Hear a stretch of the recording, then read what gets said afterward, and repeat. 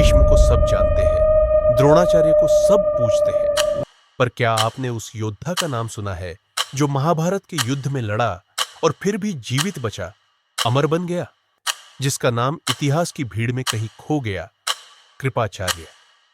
आज सुनिए उस अमर योद्धा की अनसुनी गाथा, जो युद्ध से नहीं धर्म से बंधा था।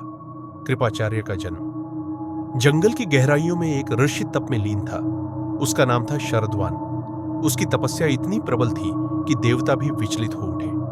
तप भंग हुआ और वहीं जंगल में धरती से जन्मे दो बालक, कृप और कृपी।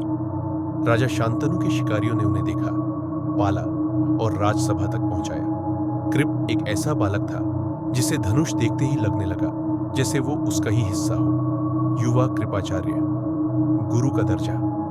कृपाचार्य इतने प्रतिभाशाली बने कि हस्तिनापुर ने उन्हें राजगुरु नियुक्त किया।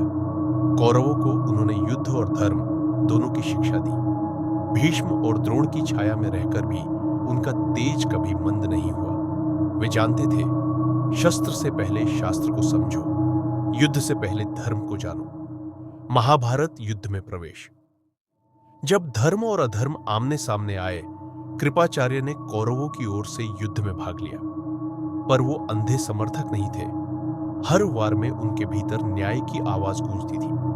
वे युद्ध भूमि में अर्जुन, भीम और सात्यकी जैसे योद्धाओं के सामने डटे रहे, धैर्य और धर्म के प्रतीक बनकर। युद्ध के बाद का मौन। 18 दिन बाद कुरुक्षेत्र शांत था, या कहें मृत था। भीष्म, द्रोण, कर्ण सब चले गए, पर 3 पुरुष जीवित बचे, कृपाचार्य, अश्वत्थामा और युधिष्ठिर। कृपाचार्य को अमृतत्व प्राप्त था, पर वो अमृता एक वरदान नहीं, श्राप थी। अमृता का बोझ।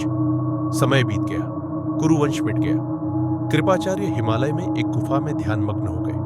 न कोई सिंहासन, न कोई सम्मान, बस एक मौन जो सब कुछ कहता था। एंड सीख। महानता हमेशा उस योद्धा की नहीं होती जो सबसे ज्यादा लोगों को मार दे, बल्कि उसकी होती है जो धर्म को जीवित रखे, भले ही इतिहास उसे भूल जाए। वो थे कृपाचार्य, महाभारत के अमर और मौन नायक। अगर आपको ये कहानी प्रेरणादायक लगी तो इस मीनिक तुलोश की अनसुने योद्धा की गाथा को दुनिया तक पहुंचाइए। वीडियो को लाइक करें, शेयर करें और चैनल को सब्सक्राइब जरूर करें, क्योंकि इतिहास को याद रखना हमारा धर्म है।